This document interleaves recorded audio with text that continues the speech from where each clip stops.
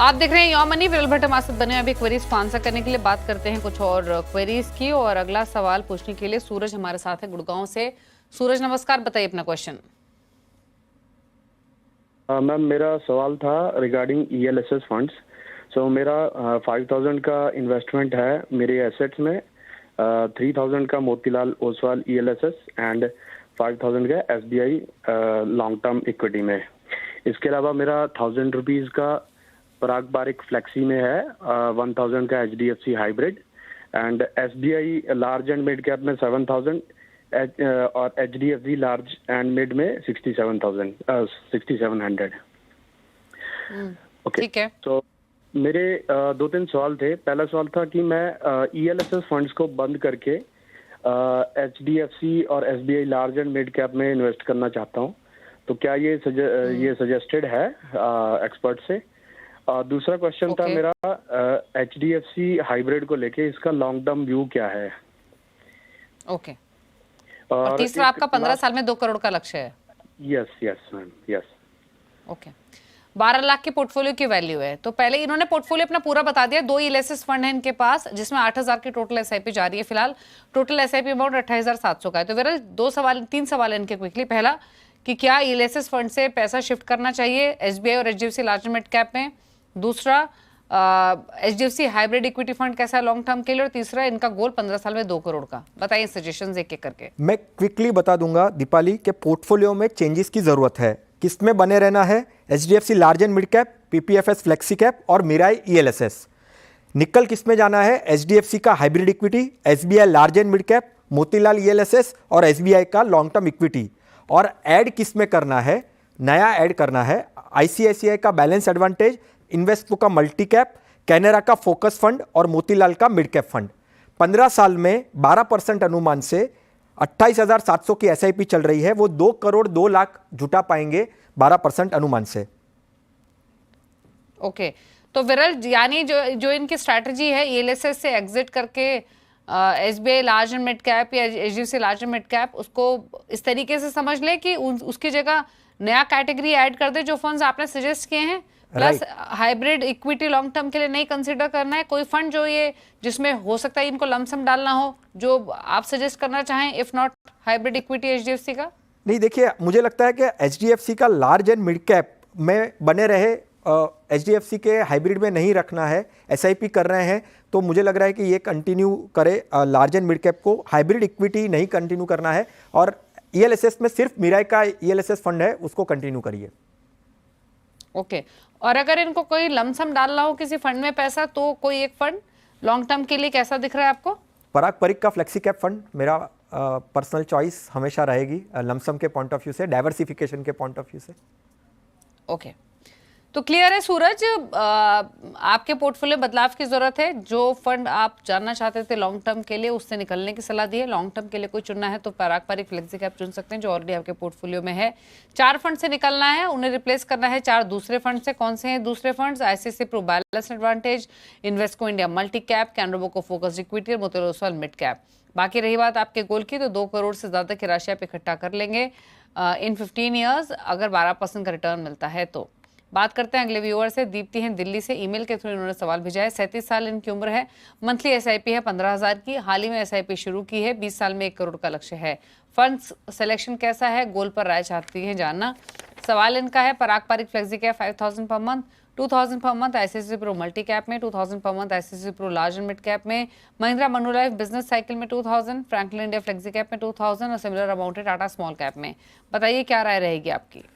देखिए ICICI के दीप्ति जी ने 2 फंड्स सिलेक्ट किए हैं। मैंने ऑब्जर्वेशन किया, एनालिसिस किया, 45% ओवरलैपिंग है। तो ये दोनों फंड्स में ओवरलैपिंग काफ़ी ज़्यादा है। हम ऐसा कहते हैं कि भाई 45-50% का ओवरलैपिंग है, तो दोनों में से कोई भी एक फंड में आपको बने रहना है। तो मेरी सलाह है कि ICICI का मल्टी कैप फंड जो है उसमें से निकल जाइए, और ICICI का लार्ज एंड मिड कैप जो फंड है उसका परफॉर्मेंस भी अच्छा है, रिटर्न्स भी काफ़ी अच्छा है मल्टी कैप के पॉइंट ऑफ व्यू से, तो उसमें बने रहिए। फिर निप्पॉन का या इन्वेस्टको का, ये 2 में से कोई भी एक मल्टी कैप, अगर उनको मल्टी कैप ऐड करना है, ICICI में सलाह यह है कि निकल जाइए। तो ऐड करना है तो या तो इन्वेस्टको का ऐड करिए या तो निप्पॉन का मल्टी कैप ऐड करिए। टारगेट की बात करें दीपाली यहाँ पे तो 15,000 की एसआईपी कर रहे हैं वो 20 सालों में 12% अनुमान से कम 1.5 करोड़ 1 करोड़ 50 लाख वो जुटा पाएंगे। तो डेफिनेटली उनका जो टारगेट 1 करोड़ का है उससे तो कई ज़्यादा वो हासिल कर पाएंगे। इन्फ्लेशन को ध्यान में रखना है डेफिनेटली, पर ओवरऑल अगर देखें तो फंड में जो चेंजेस करने हैं वो मैंने बताया है, टारगेट तो हासिल वो कर ही पाएंगे। ओके, तो यानी दीप्ति के लिए सजेशन यही है कि Nippon India multi cap, Invesco India multi cap, इसको आप ऐड कर सकती हैं। बाकी एग्जिस्टिंग पोर्टफोलियो में से आईसीआईसीआई प्रू मल्टी कैप से निकलने की सलाह है। ICICI pru large and mid cap आप रख सकती हैं। बाकी ये महिंद्रा मनुलाइफ बिजनेस साइकिल और फ्रैंकलिन इंडिया फ्लेक्सी कैप, इनमें कंटिन्यू करनी है या इनको रिप्लेस करना है मल्टी कैप से? नहीं, ये फंड्स को कंटिन्यू करना है क्योंकि कैटेगरी डिफरेंट है। मल्टी कैप में ऐड करना है वो सलाह दी है मैंने, और स्मॉल कैप टाटा का और महिंद्रा का बिजनेस साइकिल, ये दोनों फंड को कंटिन्यू करना है। ओके, ठीक है। तो ये 1.5 करोड़ के आसपास की राशि इकट्ठा कर लेंगे 20 इयर्स में 12% के रिटर्न के साथ। 1 करोड़ का आप लक्ष्य लेकर चल रही हैं, ये आपके लिए सजेशन दिया गया है फिलहाल। बाकी अपने पोर्टफोलियो को टाइम टू टाइम आप रिव्यू करें, यही सलाह है आपके लिए। अच्छा, वैसे विरल अगर कोई पोर्टफोलियो कॉम्पोजिशन करना हो तो अब इतनी सारी कैटेगरीज आ चुकी हैं, लार्ज कैप है, मिड कैप है, स्मॉल कैप है, लार्ज एंड मिड कैप है, flexi cap, hybrid equity, multi asset allocation, लेकिन अगर आपके हिसाब से एक पोर्टफोलियो क्रिएशन करना हो, 6-7 कैटेगरी ही रखनी हो, तो किन किन कैटेगरीज को प्रायोरिटी देनी चाहिए? देखिए, मैं है ना दीपाली, टाइम ड्यूरेशन के पॉइंट ऑफ व्यू से हमेशा सलाह देता हूं। आपका पहले तो टाइम ड्यूरेशन और आपका फाइनेंशियल गोल वो निश्चित करिए, राइट, कि भाई आपका जो टाइम ड्यूरेशन है, भाई मान के चलिए कि मेरा टाइम ड्यूरेशन यहाँ से 3 से 5 साल का है, तो मैं डेफिनेटली बोलूँगा कि आप हाइब्रिड को चूज़ करिए। हाइब्रिड में भी बहुत सारे वेराइटीज़ हैं, तो आप बैलेंस एडवांटेज से जा सकते हैं, या तो मल्टी एसेट्स कर सकते हैं, या तो कंजर्वेटिव हाइब्रिड कर सकते हैं। जब आपका टाइम टेन्योर 5 साल से 7 साल का है, राइट, तो वो कैटेगरी के पॉइंट ऑफ व्यू से, वो टाइम ड्यूरेशन के पॉइंट ऑफ व्यू से आप लार्ज कैप में निवेश कर सकते हैं। और जब आप क्लियर हो कि नहीं मेरा टाइम होराइजन 7 साल से ज़्यादा का होना चाहिए, तो फिर मैं फ्लेक्सी कैप को ऐड करने की सोचूंगा, मैं मल्टी कैप को ऐड करने की सोचूंगा, मैं फोकस फंड है, वैल्यू फंड है, बहुत सारे फंड है। बट देखिए, 6-7 फंड का पोर्टफोलियो बनाना चाहिए, ये हमेशा हम कहते आ रहे हैं। तो मेरे हिसाब से आपको हाइब्रिड, अगर आपका टाइम ड्यूरेशन 5 साल से कम का है तो आपको हाइब्रिड सिलेक्ट करना है, राइट। अगर आपका 5 साल से ज़्यादा है तो प्योर इक्विटी आएगा। प्योर इक्विटी में आप लार्ज कैप और लार्ज एंड मिड कैप, ये कैटेगरी भी काफ़ी इंटरेस्टिंग है।